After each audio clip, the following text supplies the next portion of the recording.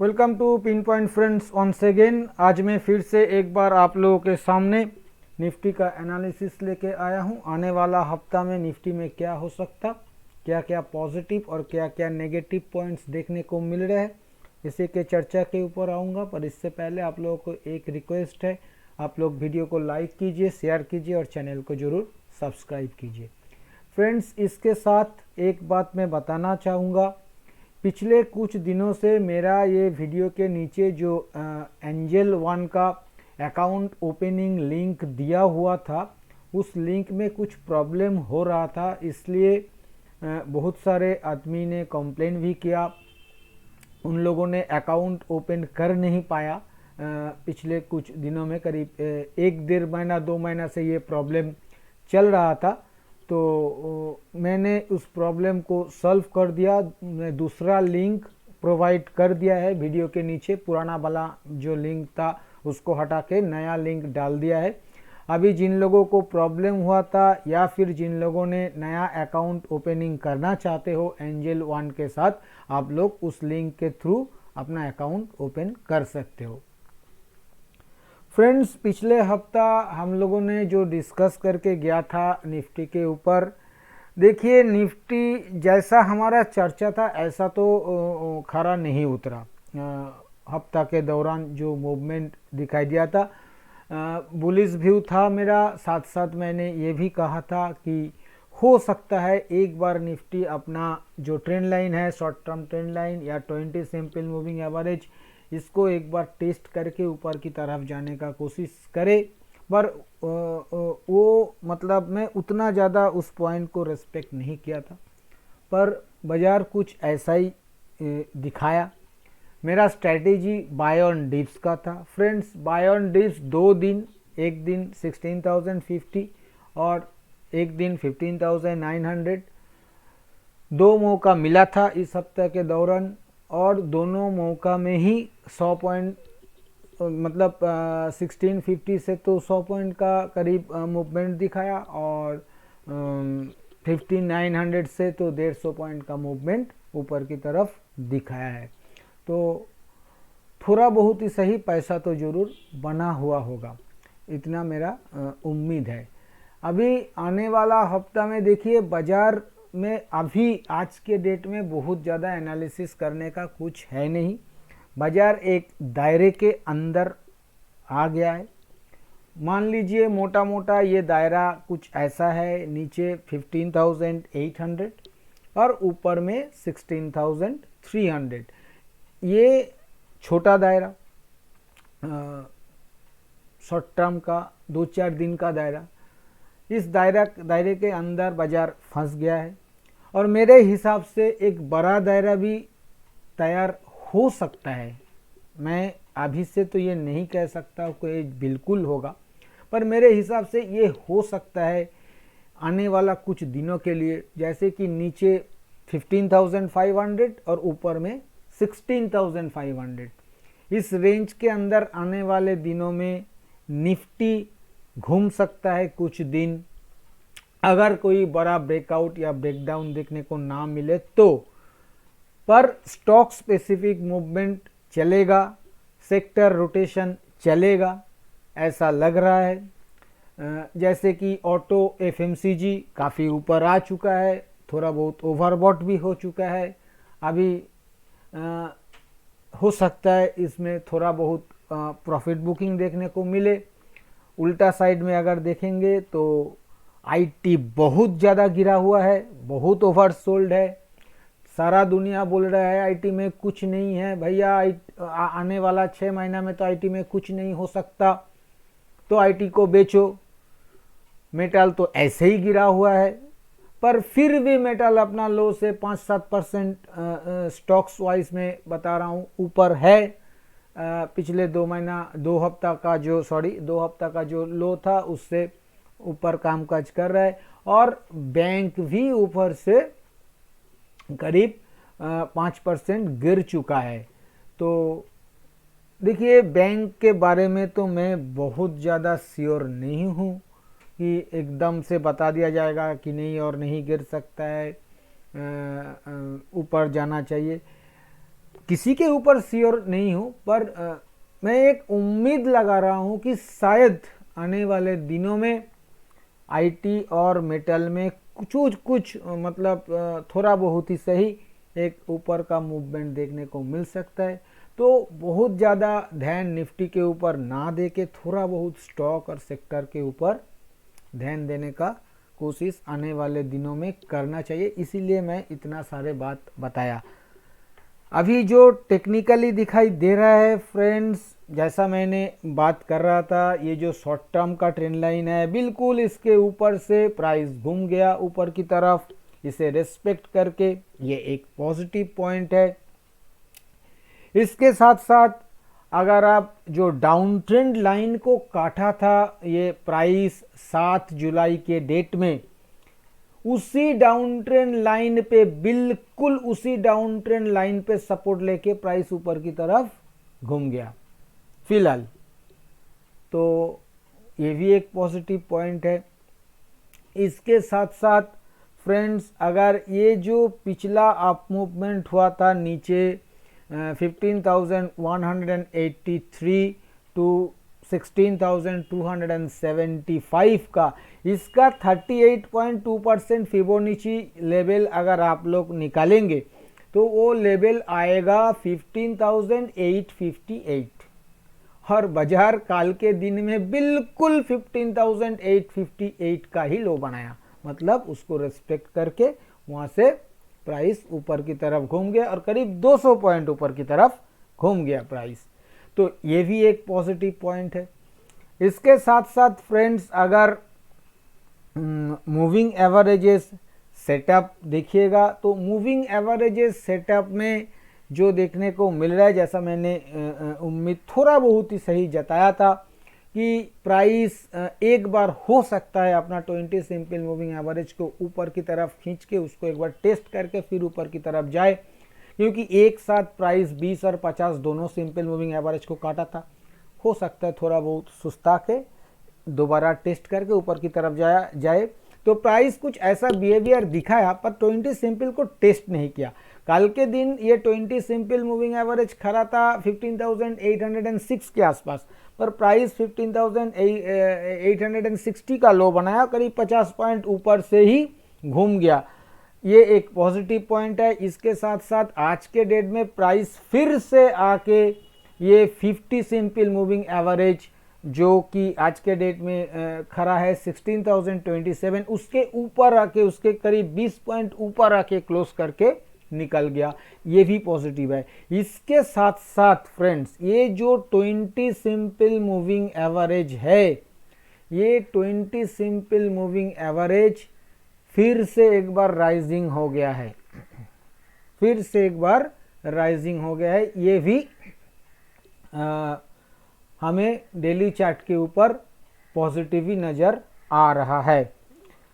इसके साथ साथ ये जो मेरा चैनल था, काफ़ी पुराना चैनल, आप लोगों को पता है, इस चैनल को काटा था नीचे से, चैनल के अंदर प्राइस घुसा था, फिर जाके एक बार चैनल को लो टेस्ट करके प्राइस ऊपर की तरफ मूव करने का कोशिश कर रहा है, ये भी हमें अच्छा लग रहा है।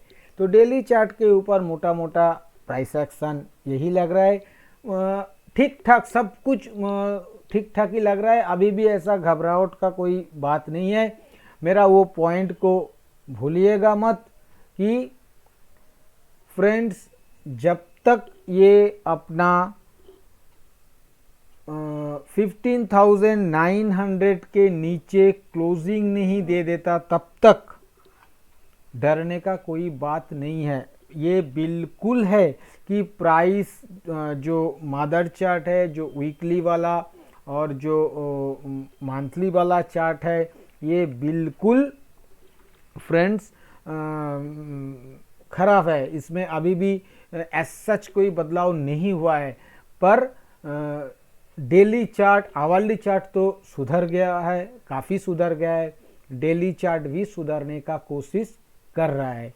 तो इसके साथ साथ मैं यहाँ पे कुछ और भी बताना चाहूँगा। जैसे कि देखिए, वीकली चार्ट में तो मैं काफ़ी डिस्कस किया था कि वीकली चार्ट बहुत ख़राब है, मंथली चार्ट भी ख़राब है, इसलिए मंथली एमएसीडी मैंने आप लोगों को 2-4 हफ्ता पहले दिखाया था, उसमें डेथ क्रॉसओवर बना हुआ है। एमएसीडी लाइन के साथ साथ सिग्नल लाइन भी फॉलिंग हो चुका है।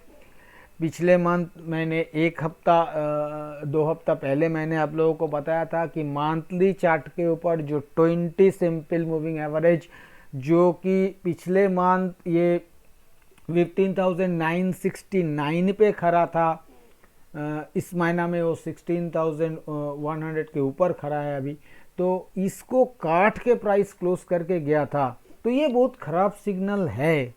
जब तक किसी मंथ में आने वाले ये मंथ या अगला मंथ जब तक ये दोबारा 20 सिंपल मंथली मूविंग एवरेज के ऊपर क्लोज नहीं करता तब तक बहुत ज़्यादा बुलिश नहीं होना चाहिए, किसी को भी कॉशसली बुलिश होना चाहिए। ये तो एक पॉइंट है फ्रेंड्स। इसके साथ साथ मेरे को कुछ और चीज़ भी बहुत ज़्यादा सोचने पे मजबूर कर रहा है। वो ये है फ्रेंड्स, आप देखिए 8 मार्च को इसी साल 8 मार्च को प्राइस 15,671 का लो लगाया था। वहाँ से कितना मतलब नेगेटिव न्यूज़ मार्केट एब्जॉर्ब किया, कितना नेगेटिव न्यूज़ बाज़ार में आया। पहला तो देखिए वो जो रशिया यूक्रेन का वार जिसके चलते वो लो लगा था, वो एक नेगेटिव न्यूज़ था। उसके साथ साथ अगर आप देखिएगा तो इन्फ्लेशन पीक पे पहुंच गया। यूएस में 9.1 प्रिंट हुआ 2-3 दिन पहले।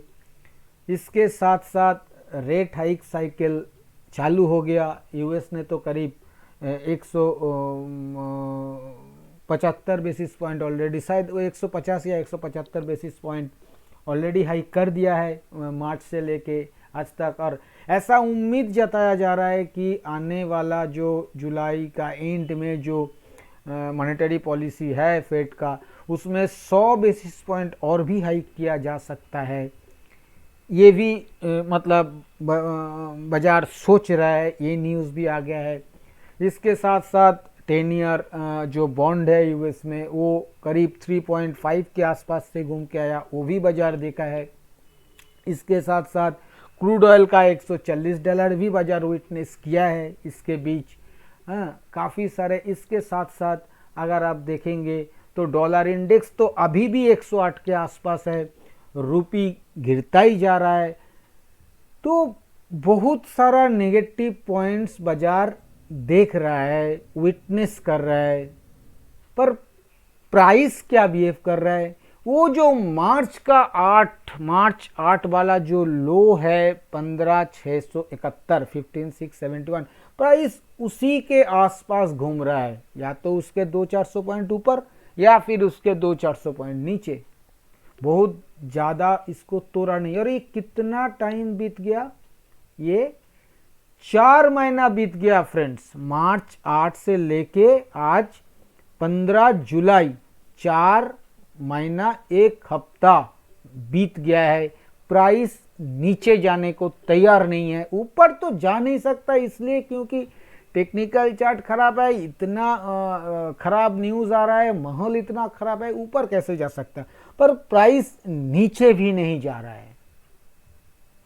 भाई हम टेक्निकल को देख के बियरिश तो बिल्कुल हो सकता है। आप लोग कह सकते हो पिंटू दा आप एक टेक्निकल एनालिसिस के स्टूडेंट हो के किस तरह से दूसरा चीज़ों का बात कर रहे हो। देखिए कर रहा हूँ इसलिए क्योंकि मैं ये चाहता हूँ मेरे कहने के ऊपर किसी ने भी कोई गलत डिसीज़न ना ले। उसके पास सब कुछ आईने के तरह मैं दिखा सकूँ, उसके बाद वो खुद अपना डिसीज़न ले क्या करना चाहिए क्या नहीं करना चाहिए। मैं सिर्फ आईना दिखाने का काम करता हूँ और मेरे को आज लगा कि ये पॉइंट्स बताना चाहिए। पिछले 4 महीने से अगर प्राइस नीचे नहीं जा रहा है, इतना ख़राब न्यूज़ के बाद भी नहीं जा रहा है, तो थोड़ा सा तो जो बियरिशनेस है उसको कम करना पड़ेगा, भला ही मदर चार्ट कितना ही नेगेटिव हो। ऐसा नहीं, मैं नहीं कह रहा हूँ कि कल ये बाजार ऊपर चला जाएगा, 17,000 चला जाएगा, 18,000 तेज दिखा देगा, ऐसा नहीं।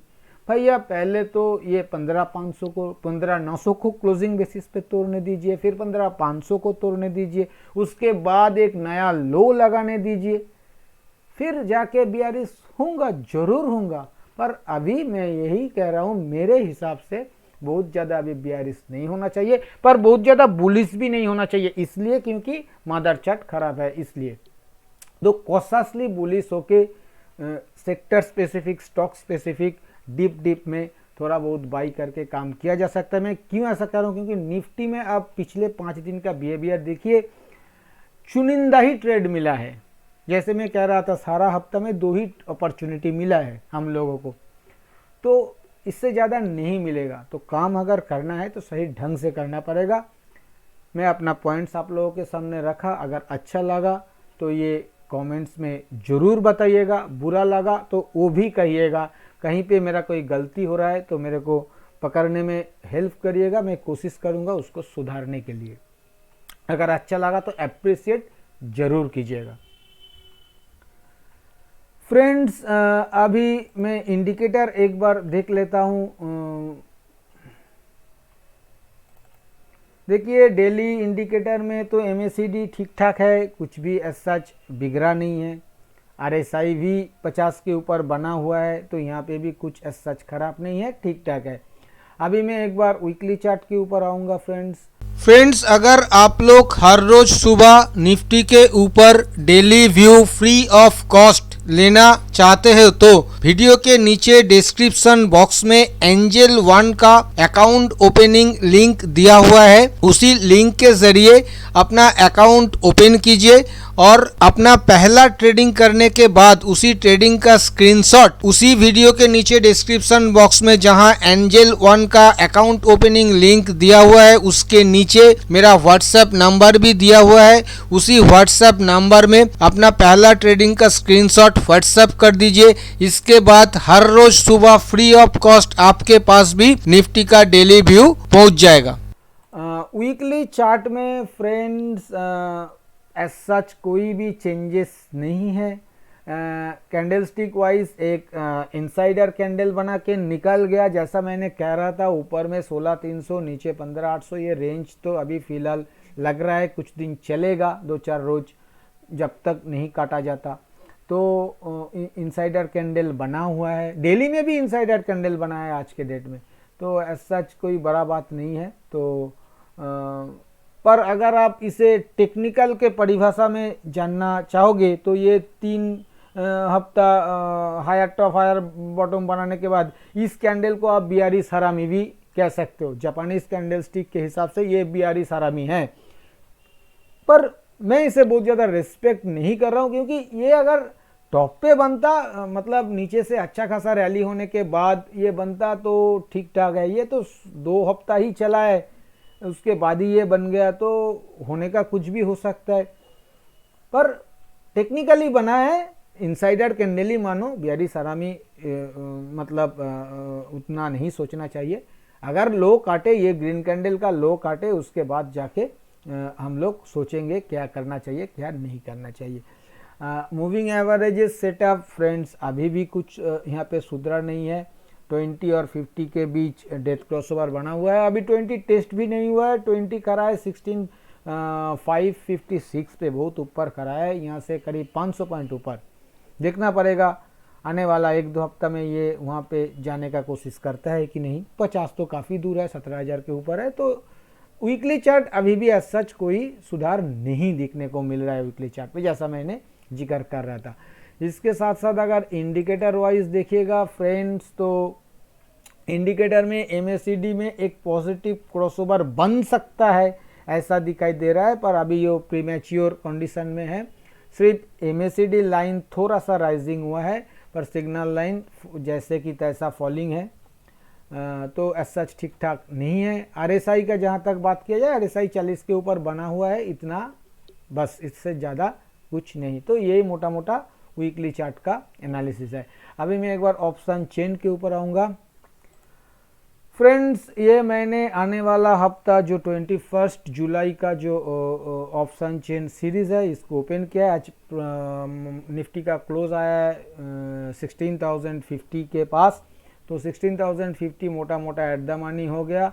1650 कॉल साइड में 6,500 वाई एडिशन, कूल वाई 23,500, 1650 पुट में 15,000 वाई एडिशन, कूल वाई 17,000, 16,100 कॉल में सिर्फ 2,500 वाई एडिशन, कूल वाई 61,000, 16,200 कॉल में करीब 26,000 वाई एडिशन, कूल वाई 69,000 और 16,300 कॉल में करीब 22,500 वाई एडिशन और कूल वाई 64,500 करीब खरा देखने को मिल रहा है। वहाँ पे 16,000 पुट में करीब 56,000 वाई एडिशन, कूल वाई 93,000, 15,900 पुट में करीब 48,000 वाई एडिशन, कूल वाई 86,000 और 15,800 में भी करीब 39,000 वाई एडिशन और कूल वाई 74,000 करीब खरा देखने को मिल रहा है। फ्रेंड्स यहाँ पे सीधा सीधा ये देखने को मिल रहा है। इसके साथ साथ 16,100 के पुट जो कि इन द मनी पुट है, वहाँ पे भी 10,000 का वाई एडिशन देखने को मिल रहा है। वहाँ पे 16,000 के कॉल जो इन द मनी, वहाँ पे सिर्फ 1,000 वाई एडिशन और 15,900 का जो इन द मनी कॉल है, वहाँ पे अनवाइंडिंग 6,500 कॉन्ट्रैक्ट्स का। तो ये देखते हुए हमें ऑप्शन चेन बुलिश दिखाई दे रहा है, सीधा सीधा बुलिश लग रहा है। होने का कुछ भी हो सकता है। एक बात का ध्यान रखिएगा, डेटा चेंज होने में 5 मिनट लगता है। तो अभी का जो सिचुएशन है उस हिसाब से ये बुलिश नज़र आ रहा है। फ्रेंड्स अभी मैं आऊँगा कंक्लूजन के ऊपर। कंक्लूजन पे आने से पहले फ्रेंड्स मैं आने वाला हफ्ता के लिए सपोर्ट और रेजिस्टेंस का जिक्र करूँगा। फ्रेंड्स आने वाला हफ्ता में जो सपोर्ट बनेगा, मैं एक जोन का जिक्र कर रहा हूँ, एग्जैक्ट लेवल नहीं दे रहा हूँ, एक जोन का बात कर रहा हूँ। नीचे जो सपोर्ट जोन पहला होगा वो होगा फ्रेंड्स 15,860 से लेके 15,890 का जोन, 15,860 से 15,890, ये जोन सपोर्ट का काम करेगा पहला।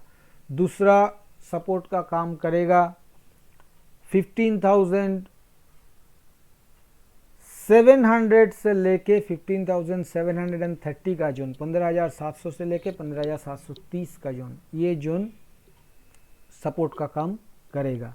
और तीसरा 15,550 टू 15,560, 15,550 से 15,560, ये जोन सपोर्ट का काम करेगा आने वाला हफ्ता के लिए। अभी ऊपर का रेजिस्टेंस का जिक्र किया जाए तो ऊपर में जो पहला रेजिस्टेंस हमें देखने को मिल रहा है वो 16,230 टू 16,250 का जोन, 16,230 से लेके 16,250। और उसके ऊपर दूसरा रेजिस्टेंस जोन जो देखने को मिल रहा है वो 16,450 टू 16,500, 16,450 से लेके 16,500। और उसके ऊपर जो तीसरा रेजिस्टेंस हमें देखने को मिल रहा है ऊपर में वो 16,650, 16,650। अभी फ्रेंड्स स्ट्रैटेजी क्या लेना चाहिए? देखिए स्ट्रैटेजी मेरे हिसाब से ये होना चाहिए कि जब तक ये 15,900 के नीचे क्लोज नहीं कर देता है, और टू बी प्रिसाइज ये अगर 15,860 के नीचे जब तक क्लोज नहीं करता है, आप 900 को एक बार के लिए छोड़ दो, 15,860 के नीचे जब तक क्लोज नहीं करता है तब तक किसी भी डीप पे बाय ऑन डिप्स अटेम्प्ट करना चाहिए 50-60 पॉइंट के स्टॉप लॉस के साथ, 100 से 120 पॉइंट के टारगेट के लिए किसी भी डीप पे। जहां तक ब्रेकआउट बाई का सवाल है, ब्रेकआउट बाई भी किसी भी रेजिस्टेंस लेवल काटने के बाद, किसी भी रेजिस्टेंस लेवल काटने के बाद 50-60 पॉइंट के स्टॉप लॉस के साथ 100-120 पॉइंट के टारगेट के लिए ब्रेकआउट बाय भी लिया जा सकता है। जहां तक ब्रेकडाउन सेल का सवाल है, पहला सपोर्ट लेवल टूटने के बाद ही 15860 अगर टूट जाता है तो उसके बाद किसी भी सपोर्ट लेवल टूटने के बाद, पहला, दूसरा, तीसरा, किसी भी सपोर्ट लेवल टूटने के बाद ब्रेकडाउन सेल लिया जा सकता है 50-60 पॉइंट के स्टॉप लॉस के साथ 100-120 पॉइंट के टारगेट के लिए। और जहां तक सेल ऑन राइस का सवाल है, सेल ऑन राइस फ्रेंड्स पहला रेजिस्टेंस लेवल के नज़दीक बिल्कुल एक बार अटेम्प्ट लिया जा सकता है सेल ऑन राइस करने के लिए। पहला, दूसरा, तीसरा तीनों रेजिस्टेंस लेवल के नज़दीक ही आप लोग बिल्कुल रेजिस्टेंस लेवल के नज़दीक 50-60 पॉइंट का स्टॉप लॉस नहीं, 25-30 पॉइंट के स्टॉप लॉस के साथ 70-80 पॉइंट के टारगेट के लिए सेल ऑन राइस अटेम्प्ट कर सकते। पर यह मामला थोड़ा सा रिस्की होगा, जो रिस्की एंड स्मार्ट प्लेयर है वही सिर्फ इसे अटेम्प्ट कीजिएगा, क्योंकि स्टॉप लॉस ट्रिगर होने का चांसेस बहुत हाई हो सकता है। फ्रेंड्स, मैंने आप लोगों के सामने जो भी एनालिसिस रखा ये सभी मेरे खुद के एनालिसिस के ऊपर लिया हुआ मेरा पर्सनल व्यू है और ये एजुकेशनल पर्पस है। और क्योंकि ये कोई बाई सेल रिकमेंडेशन नहीं है और मैं भी कोई सेबी रजिस्टर्ड एनालिस्ट नहीं हूँ, इसलिए इसके ऊपर किसी भी रियल ट्रेड लेने से पहले आप अपना खुद का फिनेंशियल एडवाइजर का सलाह लेके ही रियल ट्रेड लीजिएगा। और अगर वीडियो आप लोगों को पसंद आया तो वीडियो को लाइक और शेयर करना मत भूलिए। थैंक यू दोस्तों, हैप्पी ट्रेडिंग।